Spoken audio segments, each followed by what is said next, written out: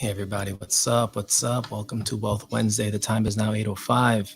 Glad to have you guys with us. Today is a pretty cool day, but before we get into anything wealth related, anything life related, we need to pay homage and spend some time right now just to send positive vibrations and energy to the families in Buffalo, New York that are experiencing loss of life, loss of love.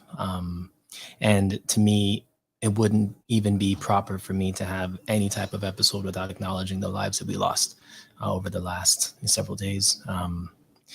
Senseless killings, folks of other persuasions coming through into Black neighborhoods to shoot them up specifically. You got to understand, y'all, that this is the life that, it's not the life that we chose, but this is the life that we're living right now. Hold on one second. Let me record this on the roadcast. Hey, what's up? Welcome to Wealth Wednesday. The time is now 8:06. YouTube, StreamYard, Instagram, all simulcast. It's good to have you guys with us. Like I said before, I am actually a Buffalo University graduate. Went to Buffalo, lived there for over a decade. And, well, not the decade, it was 8 years, I guess I lived there. And Buffalo is like my second home outside of Toronto, outside of New York City. And just knowing the streets, knowing the location of where things happened, those are all familiar areas to me. Like, I know Jefferson. I know the Tops Market. I don't go to that one. I go to the one on Main Street, but I've gone to that one once or twice. I have a property that's right 2 blocks away from there. And the thing about Buffalo is that you have a very small sphere of like connection.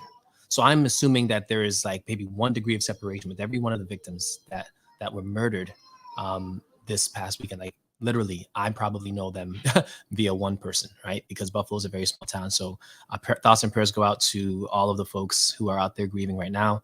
I know Miss Marnetta Malcolm. She's a very influenced lady that's been there for a while. I know that they're having a cookout right now, right on the block near the Dollar Tree Plaza. So if you guys are in Buffalo and you're looking to come outside in a very safe environment where you're going to at least be able to, talk and get some food, please come on through. My StreamYard is paused. Why is it paused? I wonder what happened with StreamYard. Maybe it's the, I think for StreamYard, it might be the web might be a thing. So you hear my little girl in the back. She's crying. She wants more food. That's how she behaves. All right. So folks, want to say welcome to Wealth Wednesday. Today's episode, we're actually going to be, we have a guest and hopefully she makes it. Right now, she is at a celebration for her daughter who is graduating with honors and is going to get recognized. So definitely want to send our thoughts out to our guest. Hopefully she can make it in time. And if she cannot, then I will just talk about the things that she had left me to discuss.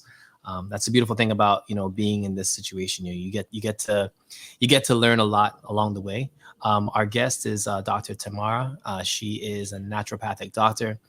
She helps speak to wellness, speaks to, all of things wellness, all things natural.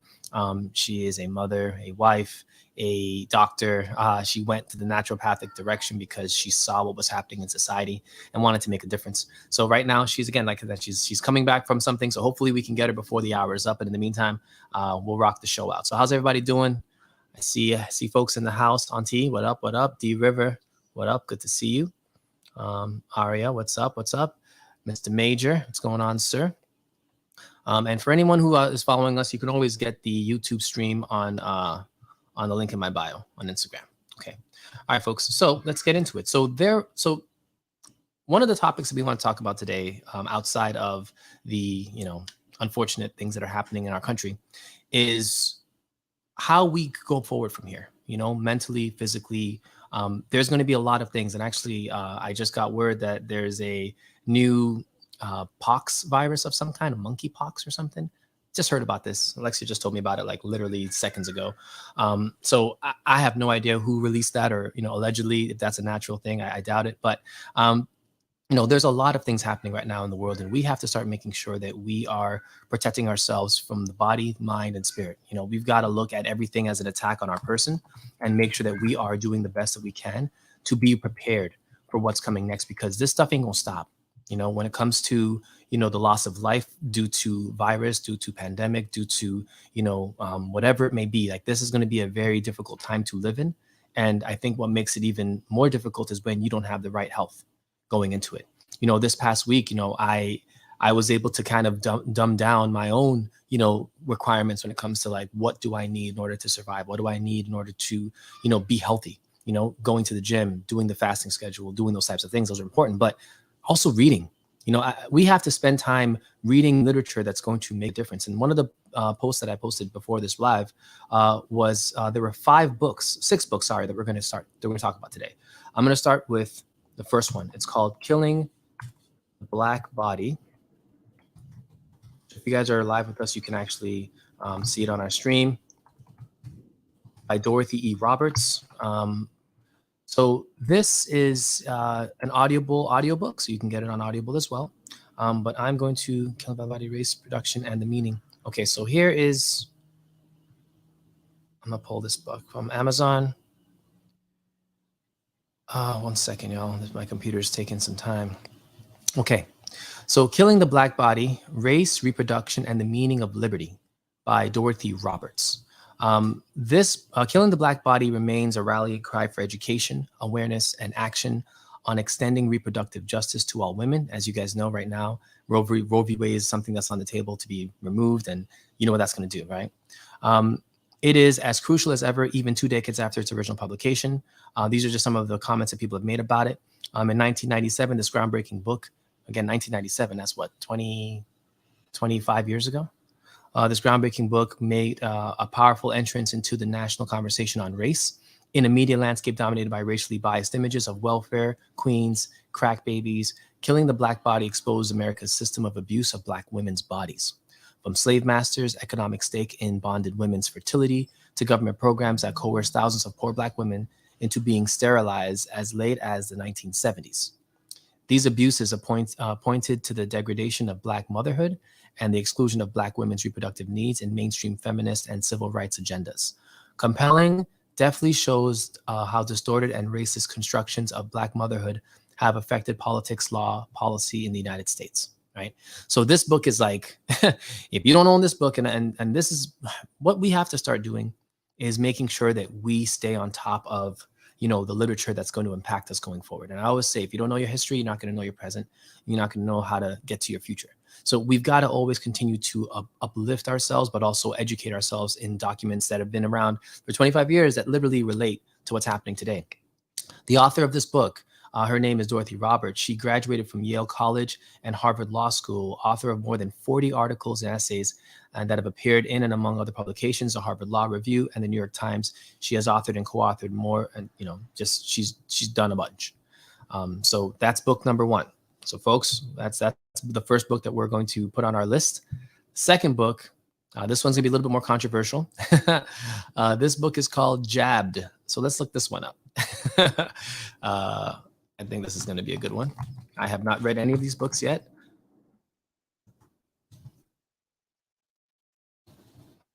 Okay, by Brett Wilcox.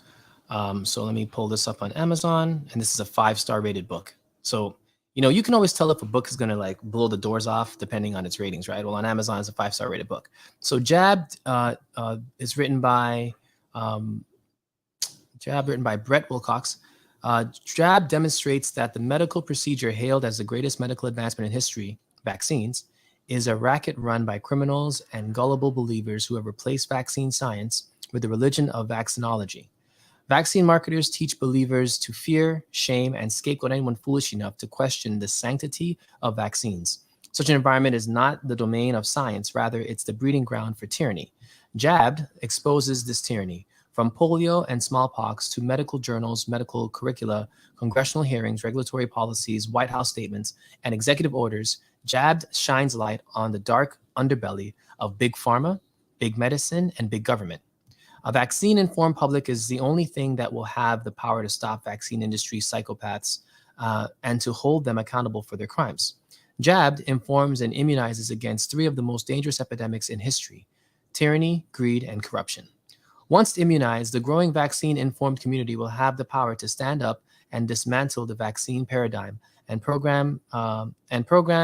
to punish the perpetrators of what may well be the greatest medical fraud ever perpetrated on the human race: vaccines. Now, I know that vaccines have good uses, and I know that they've been tested in very messed up ways, like Tuskegee. I get it. But this book is literally going to blow the doors off of whatever you thought, either way, in either direction. And that's the kind of books that I want to always be around, because you just never know what you're going to find in a book, especially one that's rated by 247 ratings and they're all 5-star. Makes you want to think about what are they going to bring? What information are they going to bring to you, right? So that's book number 2. Books are getting heavy. These are all books by Dr. Tamorah. So she's like, hey, if you want to do anything, talk about these books. So the next one is called Medical Bondage. Let's look that one up. Medical Bondage. That's also an Amazon book. So again, all these books we can get on Amazon. So you can just put this to your cart. Medical Bondage, written by Deirdre Cooper Owens. All right, so this book is also another 5-star rated book. Again, you don't really get a lot of 5-star rated books like this, 290 ratings. So Medical Bondage, Race, Gender, and the Origins of American Genealogy. The accomplishments of pioneering doctors such as John Peter Mature, James Marion Sims, and Nathan Bozeman are well documented. There's also no secret that these 19th century genealogists performed experimental cesarean sections over ovarectomies. I think that's like ovarianectomies. I think that's ovaries, removing them, I guess. Obstetric fistula repairs, primarily on poor and powerless women. Medical Bondage breaks down new ground and exploring how and why physicians denied these women their full humanity, yet valued them as medical superbodies, highly suited for medical experimentation. In Medical Bondage, the book, Cooper Owens examines a wide range of scientific literature and less formal communications in which genealogists created and disseminated medical fictions about their patients, such as their belief that Black enslaved women could withstand pain better than white ladies. Even as they were advancing medicine, these doctors were legitimizing for decades to come groundless theories related to whiteness and Blackness, men and women, and the inferiority of other races or nationalities. Medical Bondage, the book, moves between southern plantations and northern urban centers to reveal how 19th century American ideas about race, health, and status influenced hospitals, doctor-patient relationships in sites of healing like slave cabins, medical colleges, and hospitals. It also retells the story of Black enslaved women and the Irish immigrant women from the perspective of these exploited groups, and thus restores us a picture of their lives. That book seems loaded. So this is another heavy hitter book that, again, we got to add these to our library. Just again, knowledge is power. I'm big on making sure that your library is full of everything and anything, right? The next book that Dr. Tamorah wants us to look into is called Infectious Madness. And I think that's by Dr. Decker. Let's see. Infectious Madness by Dr. Decker. Yep. Let's see if this is a Amazon book. It may not be. Infectious Madness. Look it up. Okay. It's selling for very cheap. Let's see if this is on Amazon. It is. Okay. Infectious Madness. The surprising science of how we catch mental illness. Okay. Another, not a 5-star book, but close. So Infectious Madness, written by Harriet A. Washington. These are 2 books. So it's the same book? Let's see. Hold on. Infectious Madness. I hope this is the right book. Should be. Okay. So there's 2 books that I found that are called Infectious Madness. So let me go back and make sure that, yeah, Infectious Madness. Yeah, I think this is the one by Harriet Washington. Yep, she's a sister. Yep, probably that's the one. Okay, so that's the one we're going to go with here. One written by the sister. So it's called Infectious Madness, The Surprising Science of How We Catch Mental Illness. This book was written by Harriet A. Washington, a groundbreaking look at the connection between germs and mental illness and how we can protect ourselves. It is possible to catch autism or OCD the same way we catch the flu. Can a child's, so that's the question, can a child's contact with cat litter lead to schizophrenia? In her eye-opening new book, National Book Critics Circle Award winner author Harriet Washington reveals that we can in fact catch mental illness. In Infectious Madness, Washington presents a new germ theory, which uh, positions that not only that many instances of Alzheimer's, OCD, schizophrenia are caused by viruses, prions, and bacteria, but also that with antibiotics, vaccinations, and other strategies, these cases can be easily prevented or treated. Packed with cutting-edge research and tantalizing mysteries, Infectious Madness is rich in science, characters, and practical advice on how to protect yourself and your children from exposure to infectious threats that could sabotage your mental and physical health. Ice cream truck's outside. I hate that tune, but we got to get to it. All right, so let's see. Okay. All right, so what's that, book number 4? 1, 2, 3, 4. That's the 4th book on our list. The next book on our list. So right now we did Killing the Black Body, book number 1. Jabbed, book number 2. Medical Bondage, book number 3. Deadly Monopolies is next. Let's pull that in. Deadly Monopolies. Okay. By Harriet A. Washington. Another book by Harriet Washington. Okay, so she's on our list right now. She's doing some work out here. Okay, so another book by Harriet Washington. This book is called Deadly Monopolies, The Shocking Corporate Takeover of Life Itself and the Consequences of Your Health for Your Health and Our Medical Future by Harriet A. Washington. So the premise of this book, and again, these are all books that were referred to us by Dr. Tamorah, who's going to be our guest today. So think your body is your own to control and dispose as you wish. Think again. The United States Patent Office has granted at least 40,000 patents on genes controlling the most basic processes of human life, and more are pending. If you undergo surgery in many hospitals, you must sign away ownership rights to your excising tissue, even if they turn out to have medical and fiscal value. Life itself is rapidly becoming a wholly owned subsidiary of medical institutional complex. Deadly Monopolies is a powerful, disturbing, and deeply researched book that illuminates the life patent gold rush and its harmful and even lethal consequences for public health. Like the best-selling The Immortal Life of Henrietta Lacks, it reveals in shocking detail just how far the profit motive has encroached in colonizing human life and compromising medical ethics. Again, so all of these books right now these are 1, 2, 3, 4, 6 books.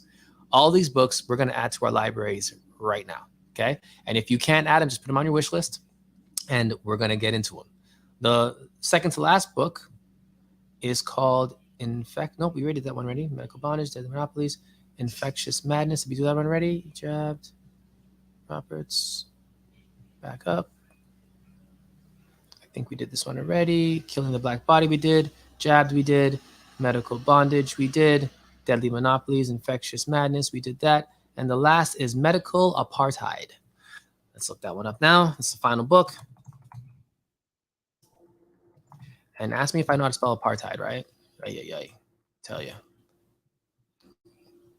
I do. It came in spell check though, but apartheid. Amazon. All right. So Medical Apartheid, the dark history of the medical Apartheid, the dark history of medical experimentation on Black Americans from colonial times to present day. This book was written in 2008 by Harrietta A. Washington. So Harrietta A. Washington's out here doing work. Let's just call it a spade, right?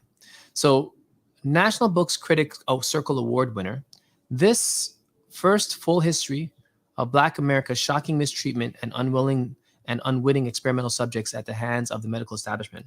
No one concerned with this issue, with issues of public health and racial justice can afford not to read this masterful book. So from the era of slavery to the present day, starting with the earliest encounters between Black Americans and Western medical researchers of the racist pseudoscience that resulted in medical apartheid, details the way both slaves and freedmen were used in hospitals for experiments conducted without their knowledge, a tradition that continues today within some Black populations. It reveals how Blacks have historically been prey to grave robbing, as well as unauthorized autopsies and dissections. Moving into the 20th century, it shows how the pseudoscience of eugenics and social Darwinism has used to justify experimental exploitation and shoddy medical treatment of Blacks. Shocking new details about the government's notorious Tuskegee experiments are revealed, as are similar, less well-known medical atrocities conducted by the government, the armed forces, prisons, and private institutions. The product of years of prodigious research into medical journals and experimental reports, long undisturbed, medical apartheid reveals the hidden underbelly of scientific research and makes possible for the first time an understanding of the root of the African American health deficit. At last, it provides the fullest possible context for comprehending the behavioral fallout that has caused Black Americans to view researchers, and indeed the whole medical establishment with such deep distrust. Things don't happen in a silo, y'all. When we don't want to get things happen to us because we see our history, it's like, okay. So those are the 6 books. I'm gonna read them back to you one more time. Killing the Black Body, Jabbed, Medical Bondage, Deadly Monopolies, Infectious Madness, and Medical Apartheid. Okay. I'm about to put all these books in my library and buy them because I need to get myself reading. And if I can get these in Audible, I will. Okay. So for today's episode, y'all, we're going to talk about, we're going to talk about mental health. We're going to talk about physical health. We're going to talk about some of the ways that we can go about making sure that going forward, as these new infections come around, these new issues with, with conditions come around, that we're ready for it. I was watching a documentary yesterday, and it talked about the time in our histories, in our nation's history, where we had lead in vehicles, right? So like, how there's unleaded gas, unleaded fuel right now?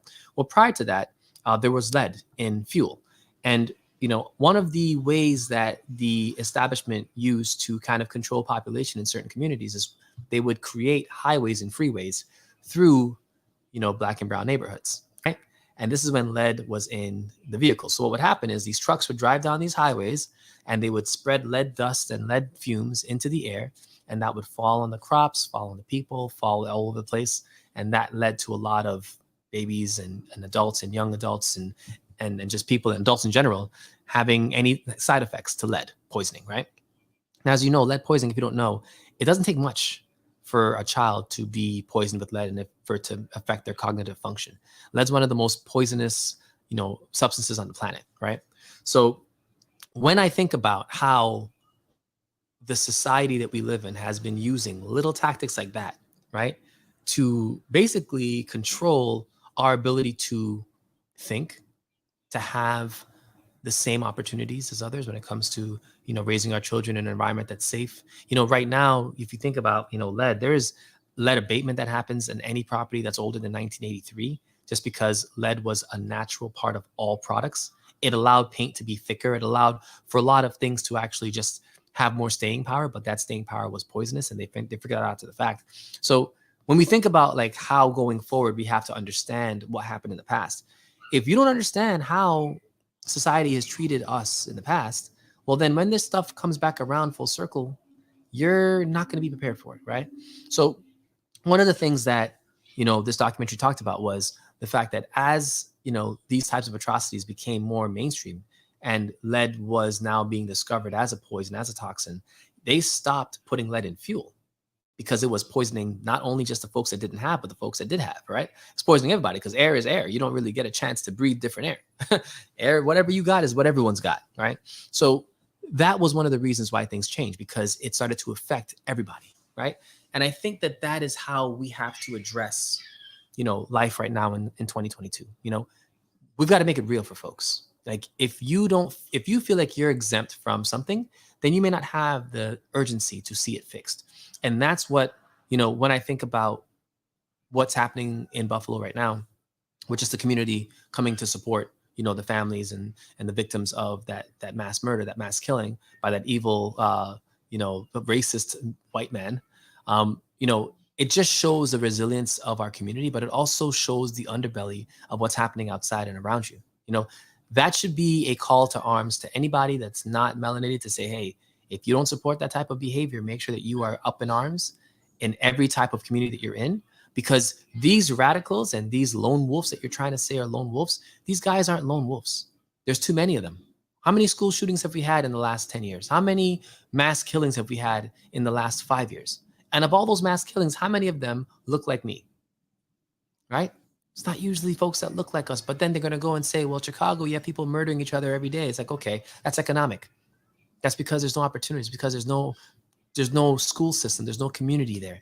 There's a reason why, again, communities were built without those resources, because if I can get you to think that slinging drugs and using guns is going to be the way that you can provide for your family, and there's no other options, you're going to do that. We're at the end of the day, we're all looking to take care of the ones that are close to us and our loved ones. That's what we're looking to do. And that does not change in whatever community you're in. But here's the problem. If you don't see how society is set up to perpetuate certain atrocities, then you're not looking at the same picture that we're looking at. We have data, we have history, we have martyred folks, literally Martin Luther King, Malcolm X, folks who are literally, we have all the history. It's a touch of our fingertips. We can literally Google any of these guys. Look at how, COINTELPRO, very simple government program, was used to disrupt and destroy movements that were designed to help melanated Black and brown folks. You have this in writing. Like, this is in writing, FBI files, all that stuff's been leaked out and released to the public. So it's not to say that we don't know that there's nefarious people out there doing nefarious things. We understand that. But why aren't you researching it? Why aren't you getting back into the grimy of it and saying, okay, how can I learn from this, right? All right, so when I think about, again, looking back in history, looking back at how we need to solve these problems, step number one, know what happened. Get an understanding of what happened when it comes to medical procedures that were done on us back in the day. Get an understanding of what your rights are, especially going into hospitals. How many mothers know that your placenta, when you are delivering your child, will be taken by the hospital because it can be sold in the black market for hundreds of thousands of dollars, for thousands of dollars, period.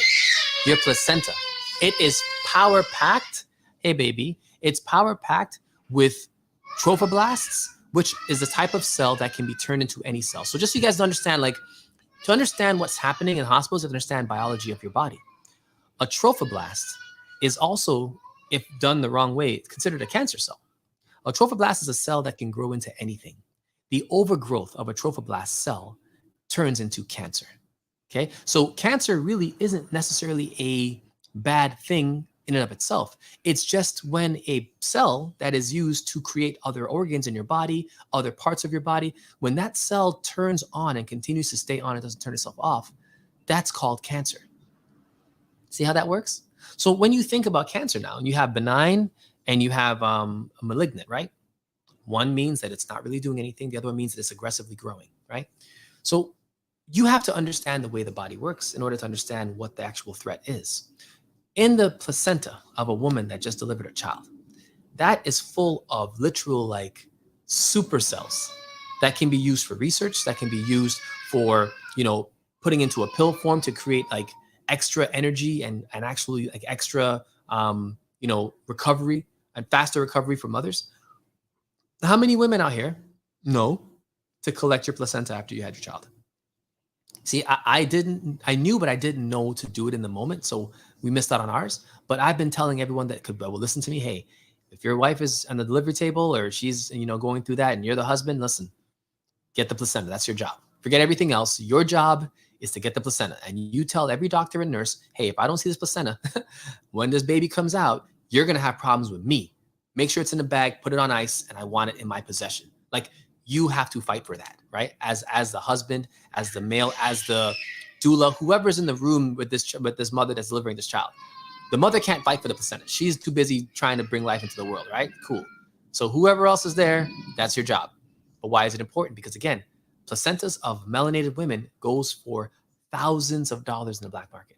And I refuse to believe that hospitals are just going to throw that out. From what I've read and from what I know that that's not what they do, because that's a resource. Right? Look at Henrietta Lacks. Her cells are being used for vaccine, since 1960s, 50s. I don't know how old she's been using her cells. They don't die. They just keep reproducing. So they've been using that to create all types of medications. And her family gets no money from that. So it's easy for me to see that they're doing more. So step one is understanding your body, understanding your medications, understanding who you are, what they've done in the past to your bodies, right? Step one, getting that history. Step two, we have to start coming together and collectively understanding what we need as a community. That hasn't happened yet. And I think that we see more of it when we see death, when we see folks that are, like what happened in Buffalo, what happened to, just any of our martyrs, anyone that's died melanated that shouldn't have died, whether it was, because of the police, whether it's because of police brutality, because of institutional racism, because of institutionalized racism, all of these things that are being used to like incarcerate, kill, and murder our men and women, to disenfranchise our children. We have to understand as a community that we don't get to do this alone. We've never done this alone. We don't work well alone. We work well as a community. And being a community means that you have to understand your role in the community. So this is where part 2 is, right? So part 1 is your history, knowing what happened in the past so you don't fall for the same tricks. Part 2, know who you are. Understand what your role is in the community, because everyone has a special gift that they can utilize to help us all one way or another, right? And that to me is, again, the most important part of this mission. You know, we have to understand that we are here to literally provide value to our community, to our brothers and sisters, to our parents, to our aunties and uncles. Like, we are here to provide value to other people. But what are we doing? What are we doing for the community? Like, what's your skill? What's your gift? What's your blessing? What did you come to this planet to do? Figure what the hell that is and dig deep into that. You know, there are people who, you know, are skilled with land, skilled with planting, skilled with, you know, farming, skilled with music, skilled with, you know, creativity, skilled with art, skilled with educational abilities, skilled with speech, the ability to speak to public. Like, whatever your gift is, you've got to figure out how you can add that gift to our community, especially in times like this. Because I think the faster that we can get to that community mindset as a group, the faster all of this comes to an end, where all of this turmoil, all of these lies, deceitful behavior from, you know, governments and everything else, all that comes to an end when we unite. Simple as that. Number 3, start putting into your body the things that are going to make you the best version of yourself. So in all of these books that we're reading, so we have Infectious Madness, Race and Gender, Jabbed, Killing of the Black Body, Deadly Monopolies, Apartheid, Medical Apartheid, right? All these books are basically around the same lines of understanding what's going into your body, whether that be food that you're putting in or medications that you're being told to be put in your body, and the importance of that. So all of these things are important. All these things are going to matter at some point or another. But having ownership of what you put into your body is key. I've recently started looking into different herbs. I mean, right now, you know, I think my wife has more herbs than anybody right now. That's something that she's the herb queen right now. But for me, I have dandelion root, I have soursop leaf, and those are the 2 that I've been working with religiously for the last, I'd say, the soursop is new. That's been about 3 weeks. Dandelion root, that's been about like 4 months, right? And the results of that are in, you know, like, I'm seeing my blood pressure lowering. I'm seeing, you know, my lymphatic system kind of more regulated. I'm seeing that I have energy even when I haven't eaten for more than once a day. I'm seeing that, you know, whenever I feel like there's something wrong, like there's a sickness or an illness coming, and I just drink that tea, like, boom, it knocks all that out. So there are a lot of health benefits to things like dandelion tea, dandelion root tea, things like soursop leaf. It's important for us to get back to these natural herbs that actually help our bodies and are designed to be in our bodies. Like, whatever medication that you think you need to take outside, that's one thing. There's always a plant substitute that exists in nature that can do the exact same thing. And as a matter of fact, your body actually produces most of the medications that you have to buy if you just know how to tap into that. So being in a position where you are opening up your knowledge base on plants, on herbs, on things that can be useful and helpful. You know, I have this gentleman, an older gentleman, he's just turned 81, I think. And his medication is cannabinoids. That's his medication. He uses that for pain, for, you know, helping with any type of, you know, lingering, you know, cells that are not functioning correctly. He only eats once a day. Like, these are the types of solutions that our elders have been using for generations because they understand the value of it. We as young people, we have access to their information. We have access to the actual, you know, herbs themselves. Get acclimated with that stuff, y'all. All right. Let me see. One of the things that the doc, and I don't think we'll be able to see her today because it's getting a little late. So if I haven't seen her pop in, then I don't think that she'll be able to pop in. But one of the things that we were going to talk about was also men's health. And as a man, you know, it's important for us to talk about things like prostate cancer, talking about erectile dysfunction, talking about visiting doctors. You know, as a Black man, I know that it's always taboo to go to the doctor. I've kind of been consistent once a year minimum going to the doctor to get my checkup. But, you know, after you pass the age of 30, they want to start doing rectal exams, right? And I know for most men, I don't know if that's a comfortable exam for most, but it's something that's extremely necessary because, again, if they feel that there is an enlarged prostate happening, you know, doing things early is the best way to make sure that they don't become, something that hits you randomly. Prostate cancer is very high amongst black and brown men. That's something that, again, is we have to understand that these things are not done in a silo, and they're not. You can't expect me to believe that as a population and as a group that black men all of a sudden are just higher risk for prostate cancer just because we're black. I'm not gonna believe that. So it has to be environmental. It has to be something that you're not taking into consideration. And for us, it's about early detection. It's about the diets that we choose. It's about the health of our bodies. Are we working out, exercising? What are we putting into our bodies? What environments are we around? If there was a documentary about pig farms in the South, right? And usually where the largest pig farms are usually in neighborhoods where there are a lot of, dilapidated homes and an urban community there. And one of the reasons why that was the case is because pigs leave a lot of fecal matter and, poisonous, excrements from their meals and whatever they're eating in the land. And it flows downstream into the water supply, and it gets into people's homes, it gets into their food, it gets into their livestock, gets into their things, and it just leads to having a worse health condition, right? And when I think about something as simple as that, pig farms, we have to understand that the pig wasn't even an animal that we were supposed to be eating when it comes to the way that they actually are as an animal. Pigs actually have a function, and one of their functions is that their skin is good at absorbing poisons. I don't know if you guys know this, but back in the day, pig skin was used as a way to absorb poisonous things because pigs, as animals, they can eat anything and not die, right? Like they have the ability to literally eat anything, good, bad, poison, bad, whatever. They'll eat it all, and all they'll do is they have a little hole in their arms, in their front two paws, that can actually leak out the poisons if it gets too high concentration in their bodies, right? So they're actually animals that are scavengers, and they can survive eating anything. But the function of a pig was never to be eaten. It was always to be used to help to detox certain things. So whenever we take something that was used for something and then change its use to now we have chitlins, we eat bacon, we do all this stuff that's not even what it's designed to do. Again, that leads to having higher cholesterol. That leads to having higher, clogged arteries. That leads to a lot of other things, higher fat content. Your BMI might be a lot more obese than it should be because, again, your diet isn't one that is actually healthy and of the land like it should be. So we have to understand that your health as a black man, like you have to look into your own health, and you have to make sure that you're being consistent with your health, your checkups, being consistent with your blood pressure, being consistent with your exercise. Like, I know it's taboo to go and get your rectal exam before you're 35, because I think the age for those exams start at between 35 and 40. But I would say, listen, there are young men that are having prostate cancer at 27, 20, 28, just because of dieting and the environment that we're living in. Stress can also cause it as well. So, men, I'm gonna speak to y'all.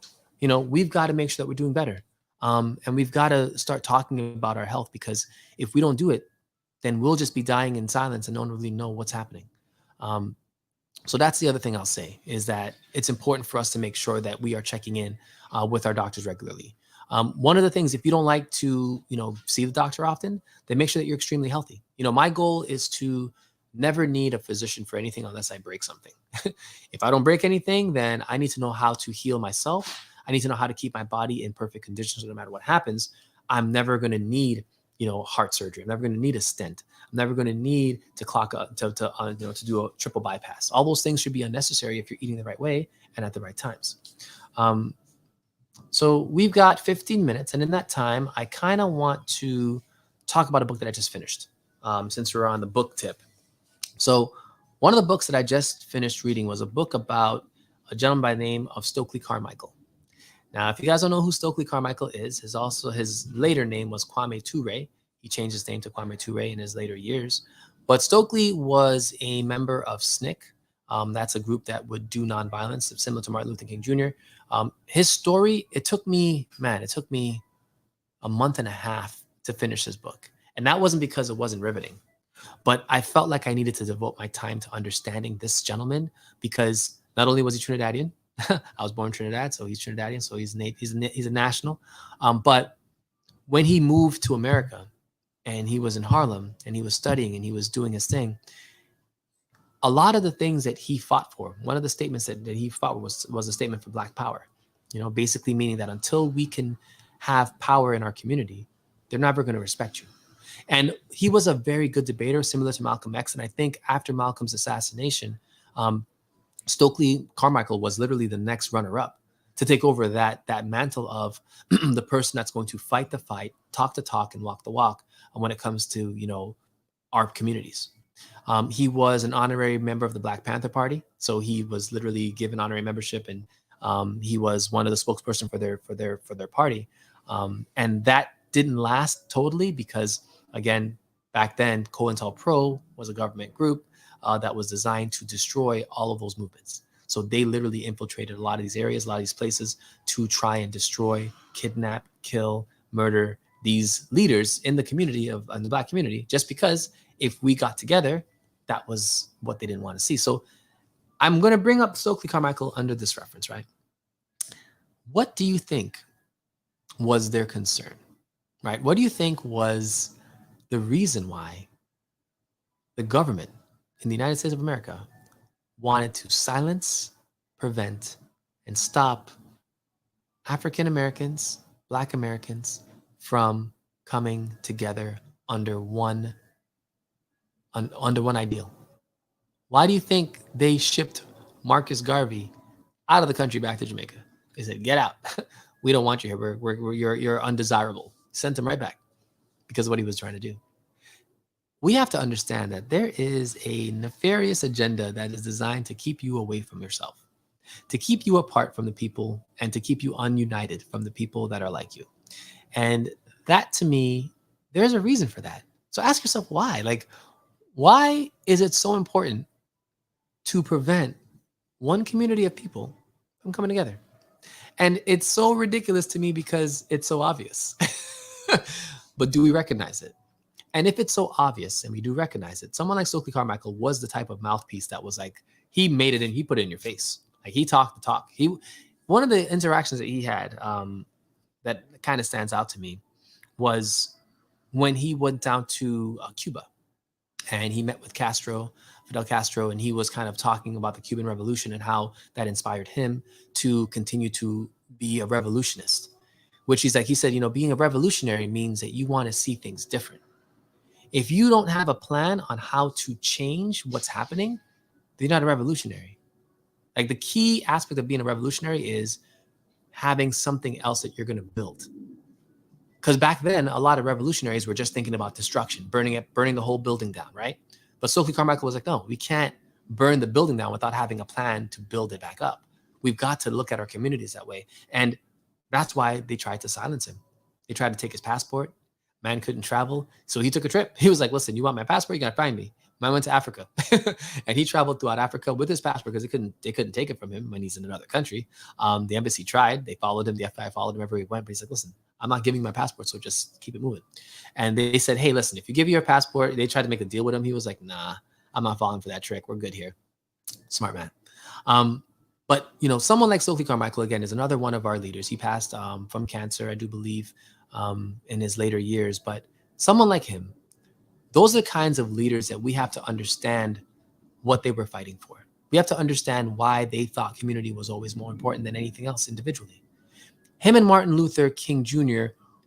were very close. And actually, he had a conversation with Martin Luther before he was murdered. And he said, Stokely, Martin said to Stokely, he's like, Stokely, stay safe. That literally one of the last words that Martin Luther King Jr. spoke to Stokely Carmichael. He was like, you too. And the next morning he was murdered. So understand that the reason why we have to stick together, the reason why we have to continue to unite, continue to build up each other in any environment, any circumstances, because simply we are our best allies, and others can see our example and fall into that same, support.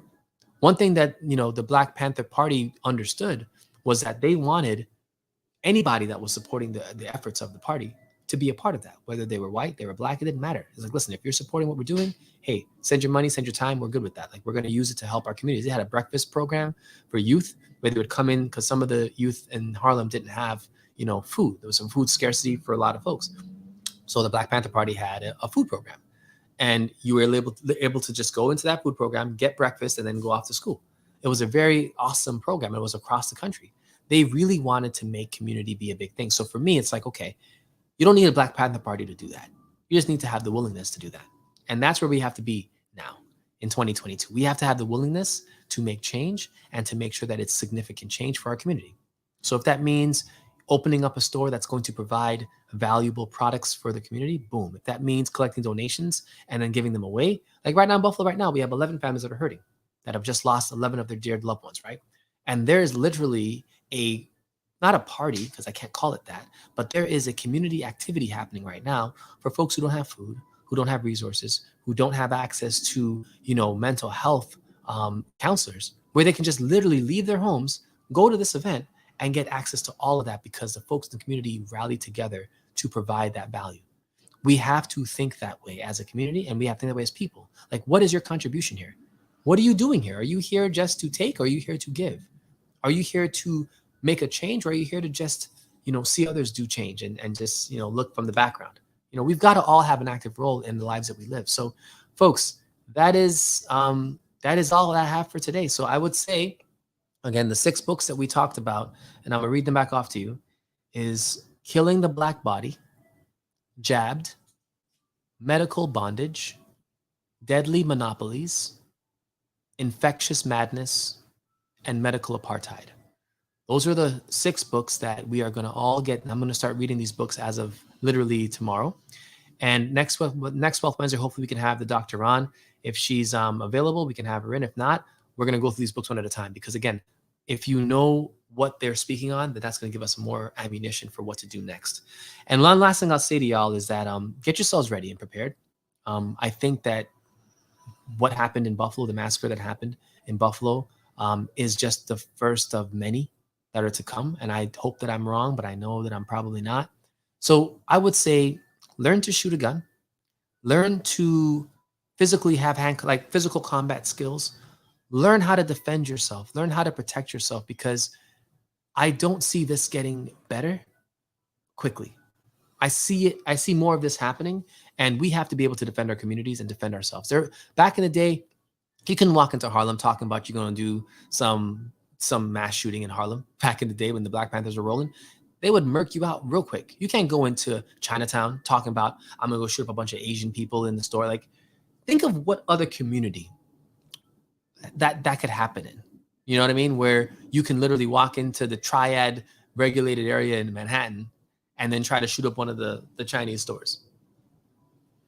If you even tried that, they would find you quickly, and the police wouldn't even be the ones to arrest you because you'd be dead already.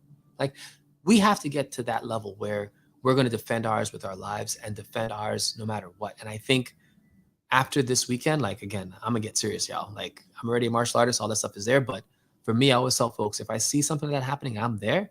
I'm not running away from that person.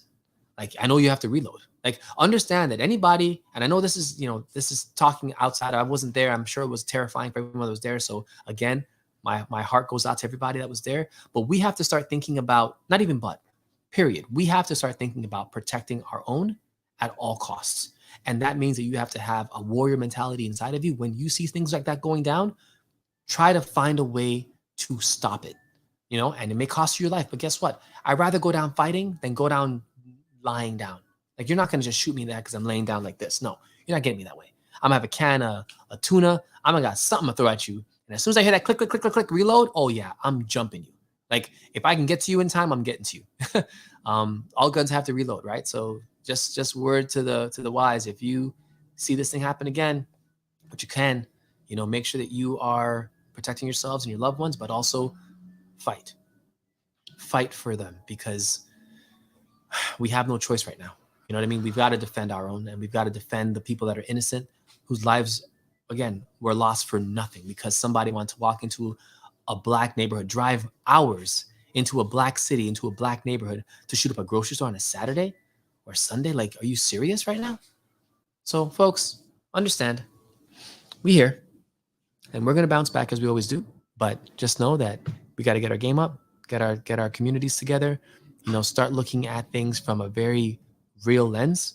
And it starts with what's happening around you, Try to control your environment. Try to limit, your exposure to people that are not going to be good for you and for your mental health. Because again, we're talking about medical apartheid and, deadly monopolies. These are all groups of individuals that are not good for you, that are trying to seize your body and and do medical things to you, right? So we have to be around the right people. So find doctors that are going to believe in what you believe. If you're a mother that's about to deliver a child, find a gynecologist that's going to understand your plight as a Black woman and know that they're going to fight for you. Try to find institutions that are going to support that have statistics that show that they support Black mothers and Black delivering moms. Like, you've got to do your research, and you've got to put your body in a position where it's as safe as can be when it comes to the medical profession, because there's a lot of money to be made, and usually they make it from taking advantage and exploiting people that don't know. So, folks, that being said, that's our Wealth Wednesday. This is a weird topic today. We're talking about these books, but again, I look forward to this journey where we're going to be going into these books and trying to figure out exactly what they're saying, why it's going to apply to us, and how we can make the best of this information and knowledge and transpose it to everyone that's listening, whether it be here or anywhere remotely. We got to make sure that we're sharing this knowledge with everyone. All right. So, folks, that's our show today. Thank you so much for joining us. Again, if you want to catch our live streams, we're at 8 o'clock every Wednesday. Our website's up and running. Just make sure that you click the link in the bio, head over there, like our page, follow the way. And again, take care of yourselves, read these books, and let's make sure that we continue to keep the families in Buffalo in our prayers. All right, folks. Love you guys. Value you guys. We'll see you guys next week. All right. Take care.